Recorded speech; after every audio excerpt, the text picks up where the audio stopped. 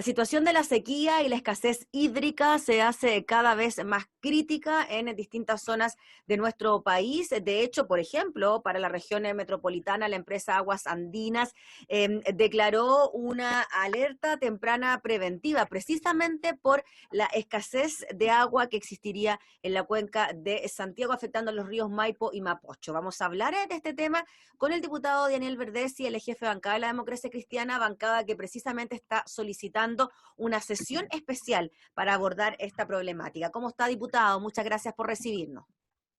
Encantado de estar en este canal y bueno, disponible para hablar de este tema que a nosotros, a mi distrito, nos afecta mucho, ya que la provincia de Petorca está en una situación de catástrofe hídrica, ya que han llovido 31 milímetros versus los 80 del año pasado. Incluso dentro del contexto de la sequía, este año ha sido peor que el año pasado, por ejemplo.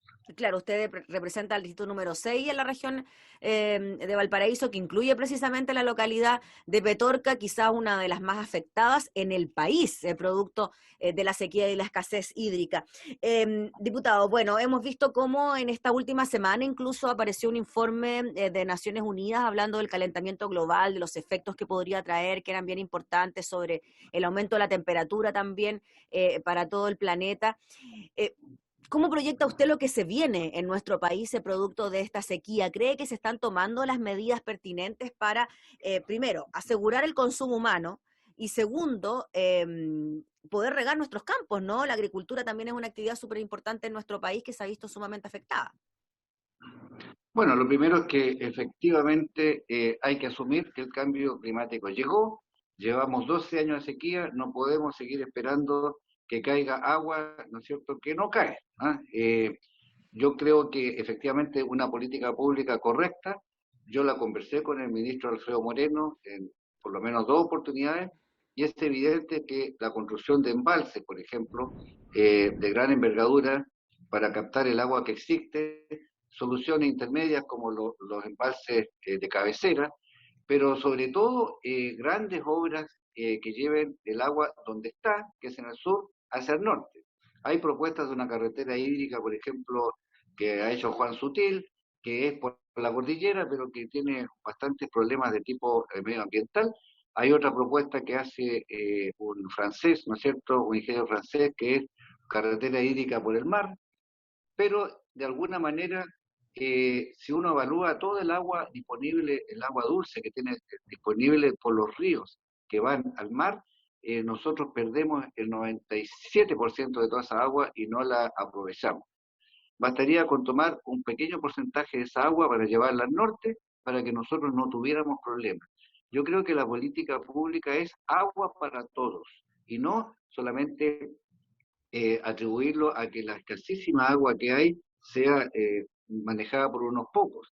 El código de agua está ya siendo cambiado, evidentemente que ahí también hay una política pública importante en la cual, digámoslo, igual como fue la reforma agraria, en que el lema de Eduardo Frei Montalvo fue la tierra para el que la trabaja y ahora diríamos el agua para el que la necesita.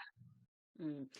Diputado Verdesi, ¿usted cree entonces que la solución pasa por hacer medidas de infraestructura mayor, como lo que nos comentaba, ojalá poder traer agua del sur, de los ríos desde el sur hacia la zona centro-norte de nuestro país, o bien construir estos embalses para que el agua de los ríos de la zona central, por ejemplo, se logre aprovechar? Claro, también está la posibilidad de la desalinización Mm. del agua de mar, etcétera, pero yo diría que es una combinación de todas estas grandes obras de envergadura, porque este es un trabajo más bien de tipo ingenieril, es decir, es una respuesta que tanto la tecnología, la ciencia y la ingeniería nos tienen que dar.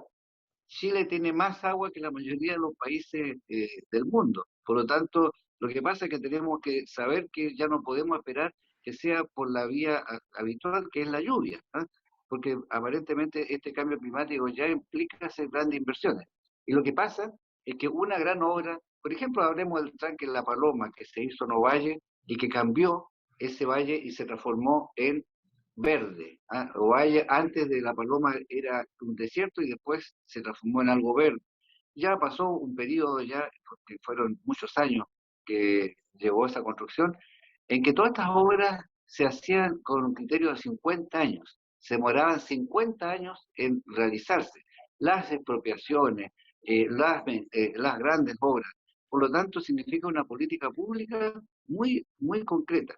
Yo, de mis conversaciones que he tenido con el ministro de Obras Públicas actual, Alfredo Moreno, creo que el ministro tiene una adecuada concepción de futuro, pero tenemos que definirla hoy. Hoy día ya no podemos esperar más. Hay obras intermedias de no tan gran envergadura que pueden ayudar, incluso obras pequeñas, como pequeños embalses locales, por ejemplo, que se pueden hacer en la localidad de Putaendo, en el Valle de Longotoma, en el Valle de Aconcagua, ¿no es cierto?, en el Valle de Petorca, donde pueden ayudar, pero esas obras intermedias no deben eh, quitar lo importante que es hacer las grandes obras y empezar a trabajar. ¿Tienen costo político? Tienen costo político, tienen costo económico. Y también otra definición que es muy importante es si vamos a apoyar o no la agricultura familiar campesina, que es la cultura, es la del campo, los crianceros. ¿Por qué? Porque esas grandes obras a lo mejor no tienen la rentabilidad económica suficiente como para aprobarlas, pero tienen la rentabilidad social, porque significa mantener un estilo de vida ancestral de muchos años, en la cual se trabajaba, digamos, en base a la pluviometría normal, y yo creo que hay que asumir que debemos proteger a esa agricultura con obras suficientes y que duren para los próximos 50, 100 años. Mm. Yo creo que esa definición hay que tomarla hoy y no pensar, como dice un subsecretario de Agricultura que yo lo presencié, mejor vendan las vacas, mejor no siembren más, de Ahí sí, se se había ido la todas señal. las señales estamos sí. Sí. Diputado, bueno, la noticia que nos impactó fue cuando Aguas Andinas, ¿no?, se declaró en alerta temprana preventiva, precisamente por la escasez hídrica que existiría en la región metropolitana a raíz de lo que puede ocurrir en la cuenca del río Maipo y en la cuenca del río Mapocho. Finalmente, desde Aguas Andinas dijeron que esto no tiene efecto en el abastecimiento de la población, pero claro, es para poner ahí un punto, tener ojo en lo que está ocurriendo. ¿Usted cree que si la cosa sigue como hasta ahora, que si seguimos sin precipitaciones, seguimos con sequía y no se toman las medidas que usted nos está comentando, podríamos llegar quizá a una situación de desabastecimiento para las personas o bien racionamiento energético, porque sabemos que también el agua está relacionada con la producción energética? Lo vivimos incluso hace algún tiempo atrás. ¿Cómo ve usted ese panorama?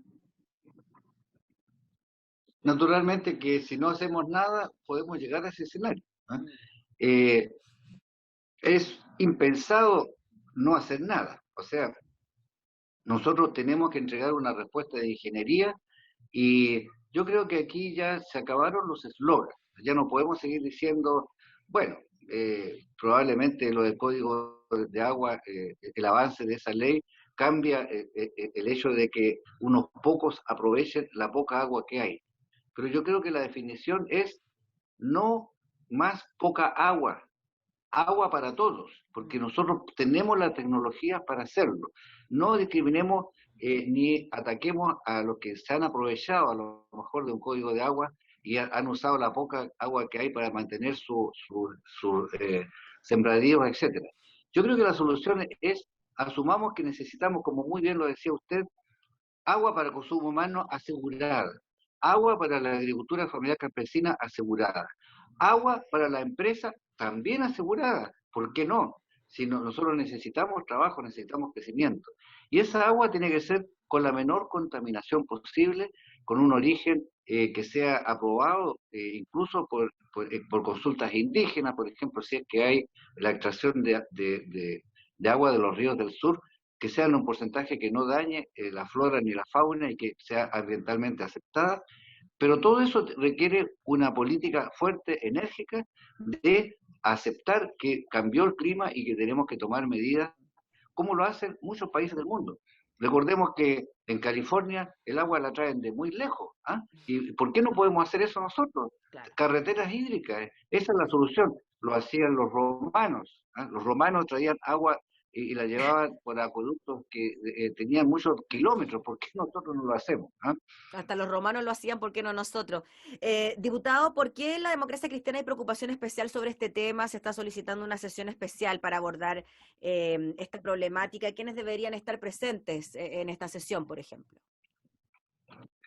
Yo creo que la democracia cristiana por supuesto que, porque nosotros tuvimos una tradición desde la reforma agraria de preocuparnos por los campesinos. ¿Ah?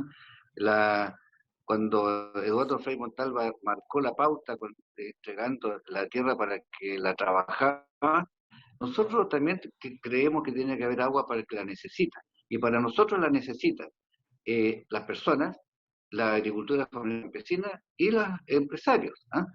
Pero en ese orden. ¿Ah? Y yo diría que también porque, por ejemplo, en mi distrito, los alcaldes de Cabildo, de Petorca, de La Ligua, nos han pedido una entrevista y reunirnos con los ministros del caso para enfrentar no solo el tema de la sequía, sino que un tema del momento que es el tema de las heladas, por ejemplo. O sea, lo poco que se ha sembrado se ha perdido. Yo tuve el otro día una reunión con INTAP, donde el director Torregrosa se reunió con agricultores del Valle de Putaendo, ¿ah? Porque han perdido árboles porque no tienen cómo regarlo y han tenido que priorizar. ¿Y cuál es la solución? Obras pequeñas, pero que solucionan pequeños embalses que pueden ayudar.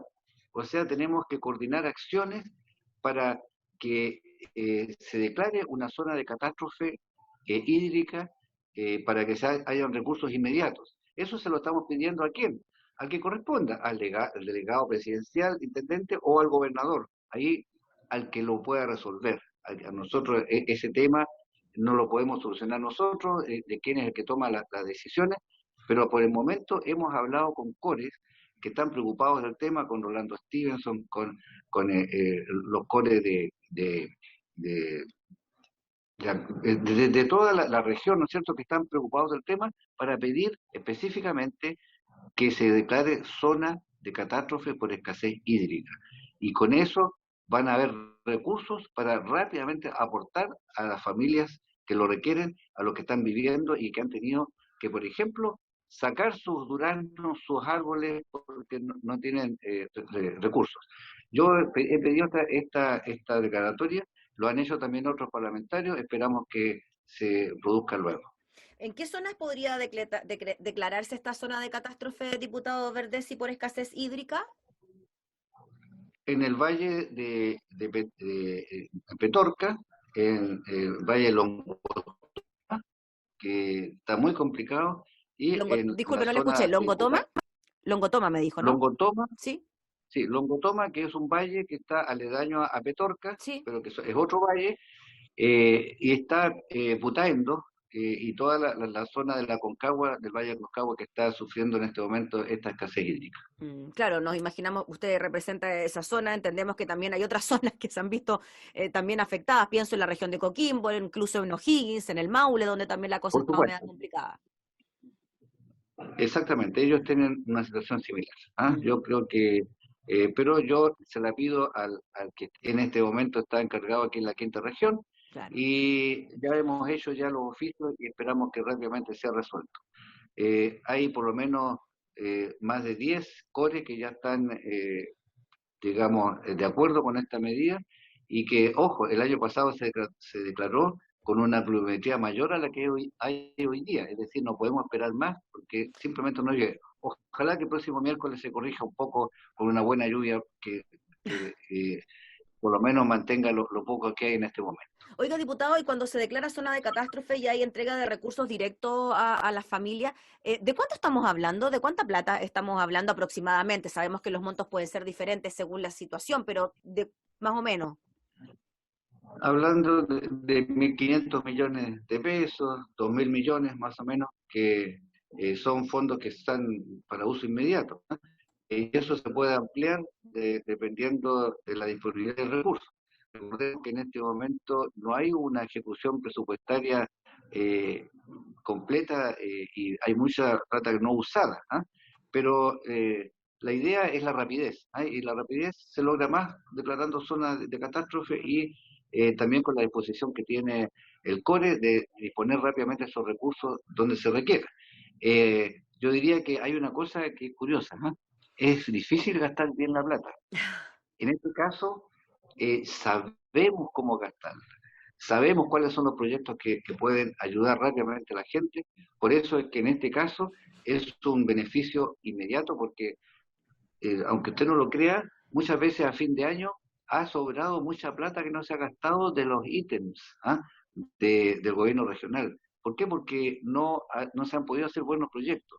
Ahora eso no debe pasar porque hay necesidades y esa plata debe ser usada y ojalá usáramos también otros recursos como el 6%, hacer proyectos que ayuden en especial a los que son nuestro cariño, que son la agricultura familiar campesina, que están cercanas a nosotros porque tienen una historia, tienen un trabajo, tienen una tradición, tienen una tradición ancestral de cuidar a los animales, de producir y que no se les muera, ¿no es cierto?, por falta de alimentos. También es otro tema traer forraje, por ejemplo, del sur, que está muy abundante y que se pueden traer a un costo más bajo con el apoyo del gobierno, ya que lo caro es el transporte. Se puede conseguir muy barato siempre que el gobierno ponga el transporte. Muy bien, pues diputado Verde, ¿si tiene alguna fecha probable para la sesión especial que ustedes están solicitando? Tenemos que competir con otras peticiones, esperamos que logremos imponerlo usando, digamos, nuestros contactos con el presidente de la Cámara, ¿ah? Que, bueno, que efectivamente puede disponer una fecha cercana, ya que esto no puede esperar más, ¿no? Exactamente. Ya, pues diputado Daniel Verdes, y le agradecemos Muy enormemente por el bien, contacto para hablar de este tema que tanto nos preocupa. Que esté muy bien, que tenga buena jornada.